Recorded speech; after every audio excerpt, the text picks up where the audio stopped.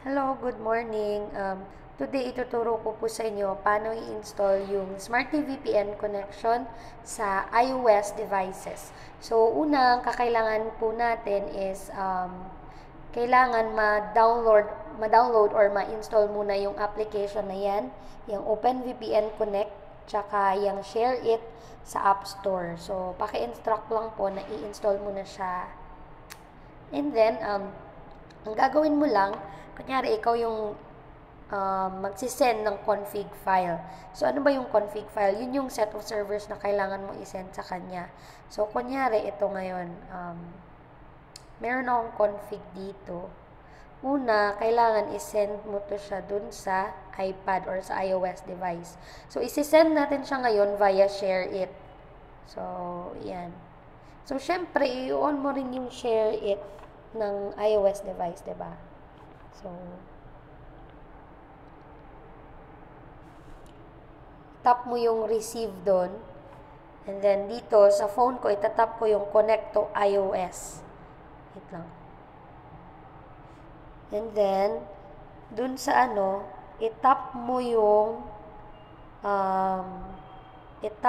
sa baba, yung connect to non-iOS device. Yan. Tapos, connect to hotspot now. So, syempre, hanapin mo yung hotspot device ng phone mo. Yan, yung nasa taas, yung BFKB.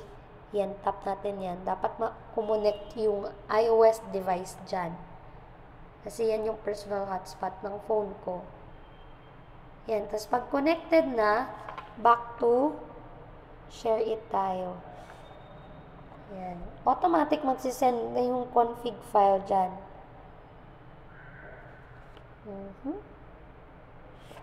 Disconnect, yes. So, i-double check natin ngayon kung na-send ba yung dito sa my files. Yan, dito sa file. Okay. Do you want to, wait lang. Do you want to decompress? Okay, tap mo yan. Tapos, yan.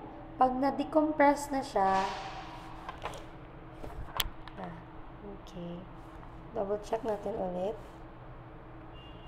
Yung sinend ko po na config file is actually yun sa Globe yun. Pero if ever na TNT user, pwede rin na TNT na config yung isend mo. So, gawin natin ngayon is i-import natin yung server files. So, yan. So, ito po yung mga list of servers. Yan. So, gawin mo ngayon is i-import mo siya, tap and hold, tapos open in. Tapos, lalabas yung choices. So, copy to Open VPN Connect yun. Tapos, di ba makikita mo na yung yung tap mo yung plus green na button para ma-import yung server. Yan, di ba nakikita nyo, meron ng server dyan. Ayan. Meron na, di ba?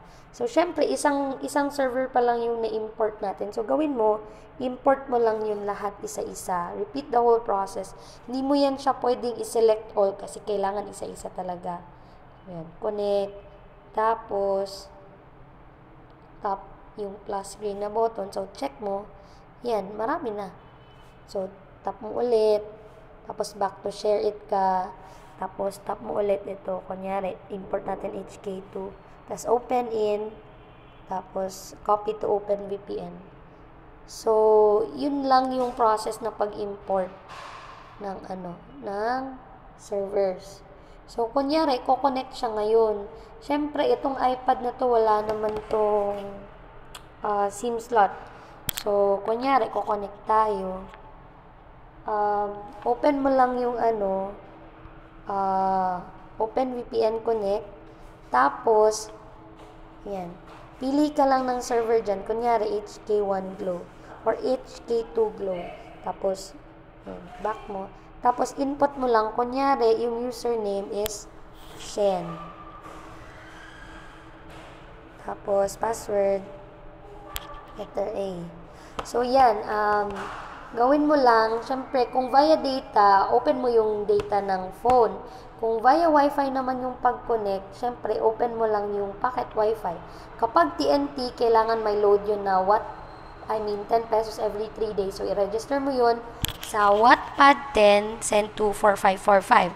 Tapos, kung Globe naman, kailangan i-change mo talaga yung APN. Same process with the Android. So, connect mo lang siya. Tapos, yan, i-connect natin.